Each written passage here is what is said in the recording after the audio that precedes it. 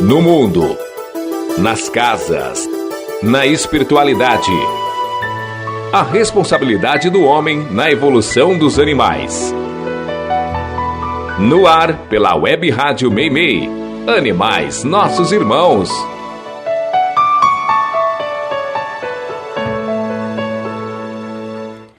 Bom dia, amigos e amigas ouvintes. Este é o programa Animais Nossos Irmãos que você está ouvindo pela Web Rádio Meimei e vai ao ar todos os domingos às 10 horas da manhã. E se você não consegue ouvir quando vai ao ar, pode ouvir pelo YouTube ou Spotify, onde todos os episódios estão disponíveis. No programa de hoje, a gangue de motoqueiros que resgata animais e coloca o terror nos criminosos. Dúvidas e curiosidades sobre a clonagem de animais. O que aconteceu com Dolly após sua morte? Ela foi resgatada? Os hipopótamos de Pablo Escobar e a compaixão pelos animais de Jason, o protagonista de Sexta-feira 13. Já enviou suas perguntas e dicas? O e-mail do programa é animaisnossosimãos2024@gmail.com. Tudo junto, minúsculo e sem o tio. Agradecendo aos técnicos que ajudam a tornar possível esse programa, intercalando a mesa de som, Cid e Miguel. Eu sou a Vanderly, vem comigo em mais um programa. Você está ouvindo Animais Nossos Irmãos. Eles curtem Harleys, são grandes, fortes, tatuados dos pés à cabeça e usam calças e coletes de couro. Aposto que você já imaginou uma gangue de motoqueiros tocando terror, não é? Não, as aparências enganam. Esses indivíduos são integrantes de uma ONG que resgata animais. E essa aparência foi escolhida de propósito para intimidar abusadores. Eles se conheceram em encontros de veículos antigos e em festivais de tatuagens e se uniram em prol da paixão pelos animais. Assim surgia em Nova York o Rescue Inc., uma ONG que ajuda milhares de animais indefesos ou em perigo.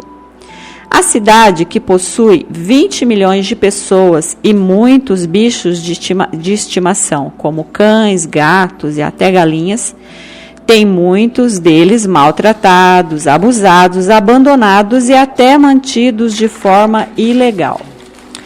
Desde 2008, eles salvaram centenas de animais vítimas de maus tratos, incluindo cães usados em rinhas, gatos acumulados em casas, cavalos destinados ao abate, além de porcos, patos, tartarugas e até piranhas. O grupo também localiza animais roubados, dá palestras sobre crueldade animal e ajuda a abrigos. O método deles não envolve justiça com as próprias mãos. Eles aparecem em grupo na casa do agressor e o convencem a parar o abuso ou entregar o animal, acionando a polícia quando necessário. A ideia surgiu após um caso brutal envolvendo um pitbull incendiado pelo próprio dono. A revolta motivou os membros a criar uma organização dedicada a dar uma segunda chance aos animais. O projeto acabou virando uma série de TV no canal National Geographic, exibido no Brasil com o título de Guardiões de Animais, no qual mostrava o dia a dia dos participantes. Eles enfrentam negligentes, resgatam cães de briga e até investigam cargas com animais roubados. No dia a dia, esses homens são porteiros, seguranças de boate, bombeiros ou até detetives da polícia. Independente disso, estão alerta 24 horas por dia, 7 dias por semana, para atenderem todos os pedidos de intervenção a que, normalmente, nenhuma outra organização responderia.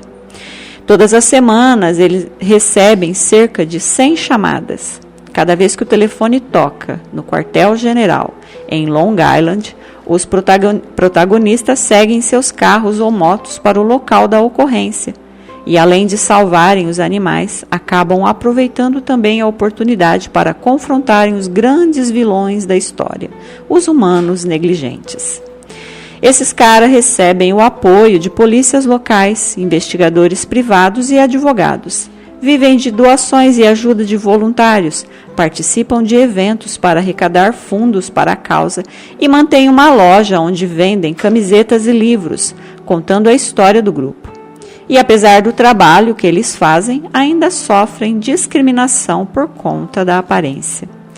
Mas eles vieram para mostrar justamente o contrário. Vieram mostrar amor, respeito, empatia e coragem. E você, já tinha visto ou ouvido falar desses heróis tatuados? O ouvinte quer saber.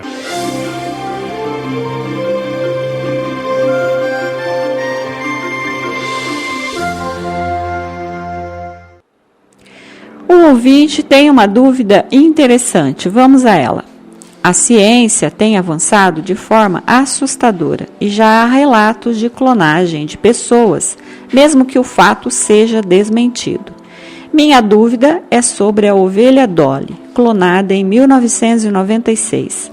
O que aconteceu com esse animal, que morreu alguns poucos anos depois? Ela tinha alma? Foi resgatada? Oi, querido ouvinte, sim, eu também acredito que já há clones humanos entre nós. Mas como você disse, as pesquisas são mantidas em segredo e até mesmo desmentidas. Afinal, há toda essa questão ética e religiosa envolvida.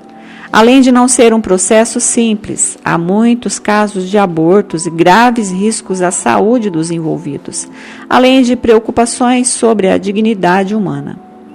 Mas quase que todas as grandes pesquisas são mantidas em sigilo. Sendo assim, eu creio que já exista clones humanos em algum lugar do mundo, ou mesmo circulando entre nós. E a resposta para a sua pergunta sobre a Dolly é sim, ela possuía uma alma e foi resgatada. Na verdade, a alma é todo espírito encarnado, a junção de corpo físico e corpo espiritual. E se está vivo, já denota ter o espírito. Sem espírito nem haveria nascimento, pois que é o espírito quem comanda tudo. O que acontece na clonagem? Quando se clona, é usado o próprio gene do doador como matéria-prima para se criar o embrião. Usa-se um óvulo e dele é retirado toda a informação da doadora. Ele fica como um ovo vazio e insere-se nele a informação genética do indivíduo a ser clonado. Após isso, é dada uma pequena descarga elétrica, como um choque, para que essa célula possa ganhar vida. Depois disso, é implantado em um útero, onde ele se desenvolverá. Sendo assim, não haverá pai nem mãe, apenas o indivíduo que já existe. Será uma cópia. Desde que a ovelha Dolly, o primeiro clone, foi criada em 1996, especulava-se dentro dos círculos religiosos se ela teria alma. E a questão foi usada por muitos ateus para comprovar que não era necessário ter Deus para acontecer a criação. E os materialistas que já não acreditam em algo que sobrevive à morte, ou seja, o espírito, fizeram uma festa em cima dessa questão. Mas o que esses homens da ciência que ainda engatinham nas descobertas não sabem é que se eles conseguiram clonar, foi simplesmente porque receberam permissão para isso. E que já havia um espírito animando aquele corpo desde a concepção, ou clonagem, como é o caso.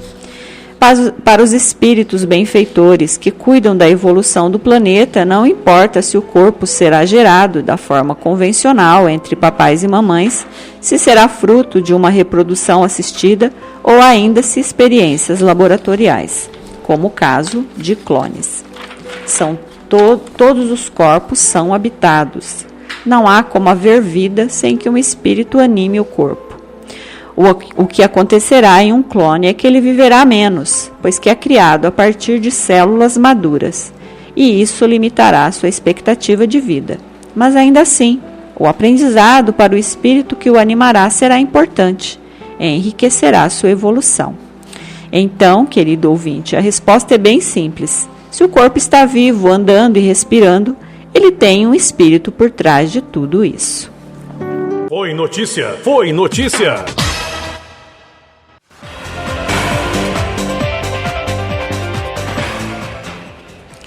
e abriram a caixa de Pandora dos adolescentes criminosos. Um jovem de 19 anos foi preso e 2 adolescentes foram apreendidos após a morte de um cachorro em Itajaí, no litoral norte de Santa Catarina. O caso aconteceu no bairro Murta e é investigado como maus tratos pela Polícia Civil. Segundo a polícia, um segundo cachorro também foi alvo de agressões, mas conseguiu fugir depois de ser solto por um morador. Testemunhas relataram inicialmente à Guarda Municipal que 4 adolescentes teriam participado do crime. No entanto, apenas 2 adolescentes foram apreendidos naquele momento e a Polícia Civil segue tentando identificar um possível quarto envolvido. Para isso, a investigação analisa dados de celulares apreendidos e imagens de câmera de segurança da região.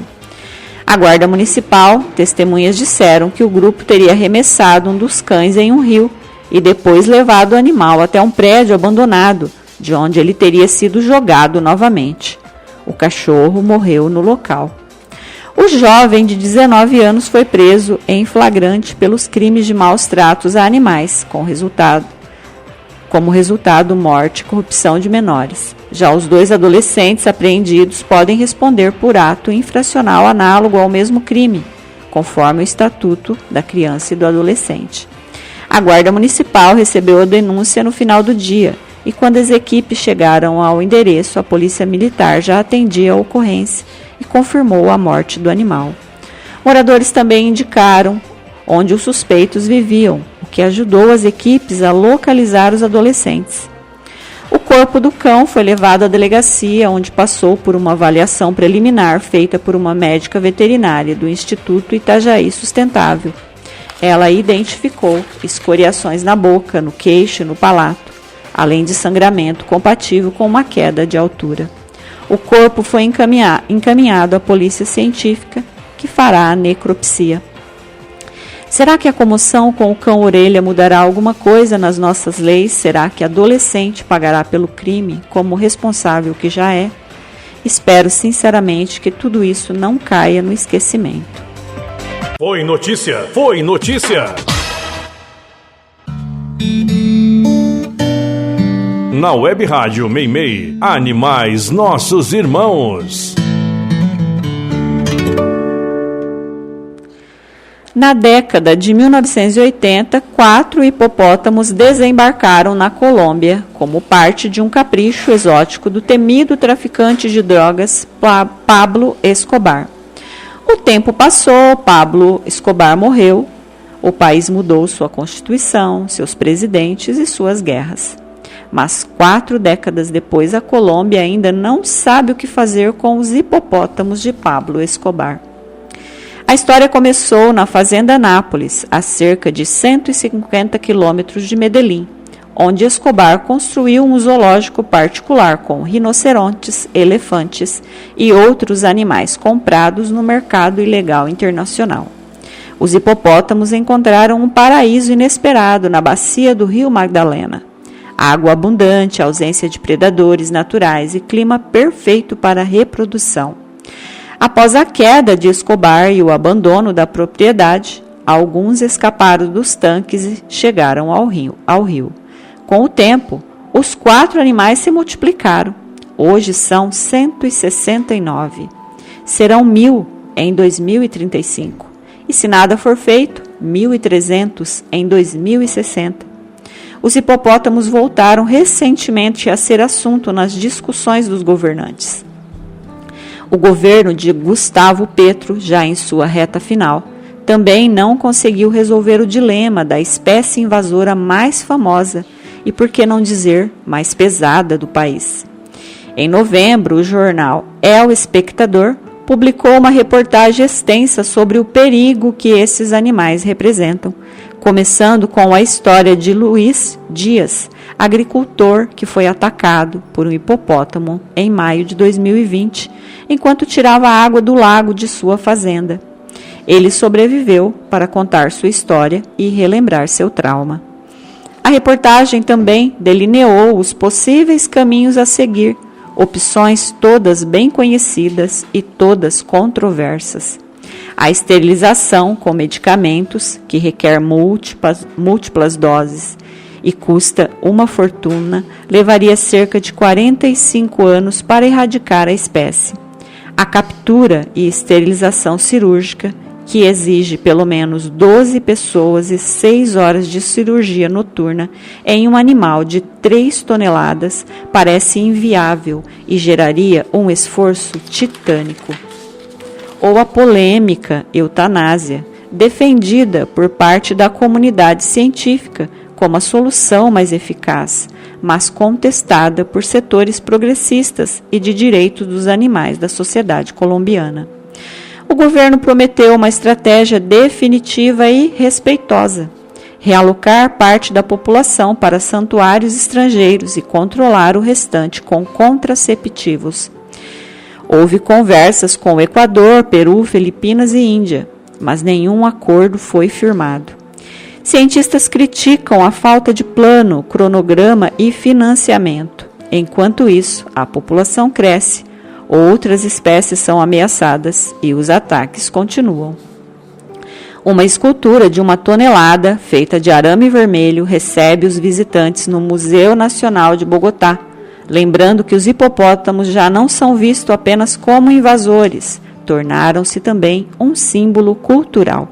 Recentemente, artistas colombianos inauguraram uma exposição inspirada nos animais, com tapeçarias, fotografias, pinturas e, acreditem, até obras feitas com suas fezes, que aparentemente possuem algum fungo alucinógeno. E não importa o tempo que passe, os hipopótamos continuarão lá, procriando e tomando conta do local. E essa história nos ensina que lugar de animal selvagem é na natureza. Vanderly do Carmo está apresentando Animais Nossos Irmãos.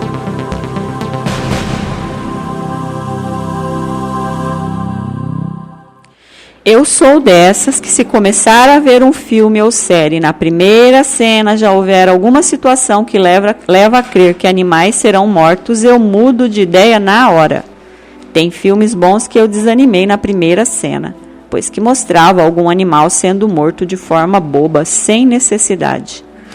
Eu concordo que alguns filmes pedem isso, mas penso que seja desnecessário mostrar. Afinal, a sugestão já nos faz imaginar muito bem.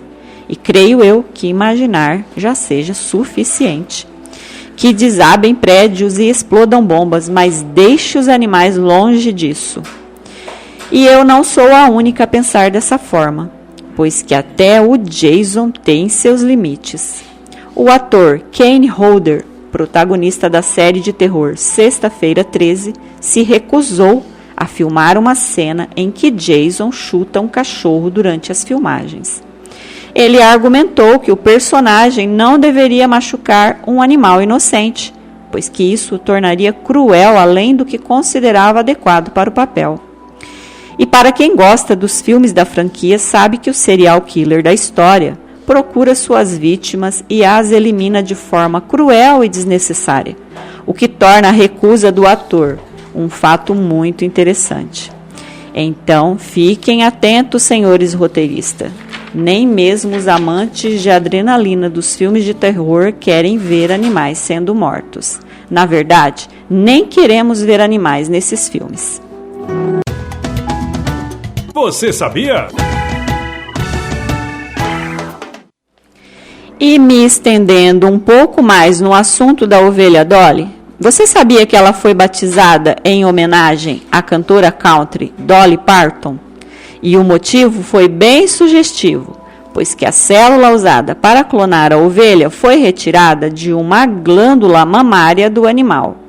E a cantora sempre foi famosa pelos seus atributos físicos, chamando atenção para a região que foi o motivo da homenagem.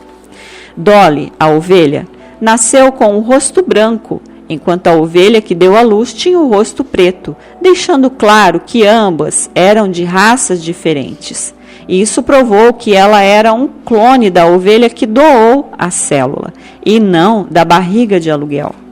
E E não foi tão simples fazer a clonagem. Foram necessárias 277 tentativas de transferência nuclear para criar Dolly. A ovelha viveu toda a sua vida no Instituto Roslin e morreu jovem, com cerca de 6 anos, devido a uma infecção pulmonar e artrite. Ovelhas dessa raça vivem geralmente entre 11 e 12 anos, mas Dolly já era madura quando nasceu, pois que foi clonada de uma ovelha adulta. Ao contrário da crença de que clones são estéreis, Dolly deu à luz 6 filhotes de forma natural durante sua vida. Você conhecia essas curiosidades? Eu confesso que não. E essa é mais uma curiosidade incrível de um animalzinho clonado incrível.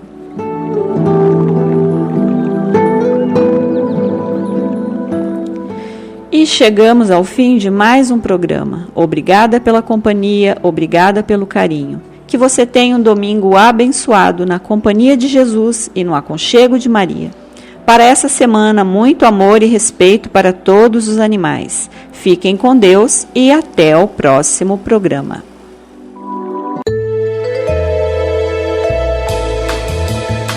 Você ouviu Animais Nossos Irmãos. Animais também são espíritos. São elos da nossa jornada evolutiva. Eles são os nossos irmãos.